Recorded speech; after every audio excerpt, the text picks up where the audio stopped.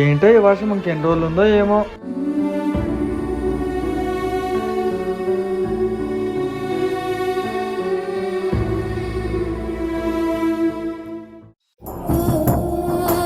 ఏంటయ్యా గణేష ఈ వర్షాలు?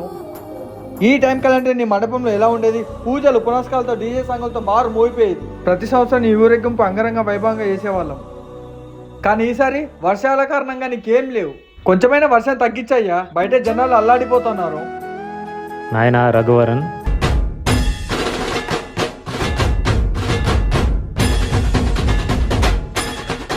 అంతా మీరే చేసి నన్నంటారేంటి నాయనా? మేమేం చేశాం స్వామి? కర్మ నుంచి ఎవరు తప్పించుకోలేరు నాయన. చెరువులు, కుంటలు కబ్జా చేసి ఇండ్లు, అపార్ట్మెంట్లు, షాపింగ్ మాల్స్ అంటూ మీకు ఇష్టం వచ్చినట్టుగా కట్టేస్తున్నారు. ఇంకా వర్షాలు పడ్డప్పుడు నీళ్ళు ఎక్కడ నిల్వ ఉంటాయి? అందుకే అవి మీ ఇళ్లలోకి వచ్చేస్తున్నాయి నాయన. ఇందులో నాదేముంది తప్పు? అంతా మీరు చేసుకున్నదే కదా. పాపం పేద ప్రజలు స్వామి, వాళ్ళని క్షమించలేవా? ప్రకృతి ముందు అందరు ఒకటే నాయన.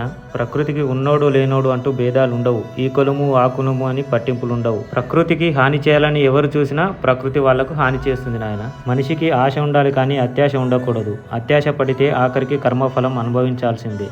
అన్ని తప్పులు చేసి ఆఖరికి భగవంతుడా మమ్మల్ని కాపాడంటే నేనేం చేస్తాను? ఇప్పటికే ప్రకృతిలో చాలా మార్పులు జరుగుతున్నాయి. ఎండాకాలంలో ఎండలు కొట్టట్లేదు, వర్షాకాలంలో వర్షాలు పడట్లేదు, చలికాలంలో చలి రావడం లేదు. ఇవన్నీ చూసిన తర్వాత కూడా మనిషి మారకపోతే ప్రకృతి తన రూపాన్ని చూపిస్తుంది. ఇప్పటికైనా మారండి. అంతా నాకే కావాలనుకోవడం మూర్ఖత్వం. సాటి మనిషికి సహాయపడండి. ఇలాంటి సమయంలోనే భగవంతుడి కంటే మనిషి సాయం చాలా గొప్పది.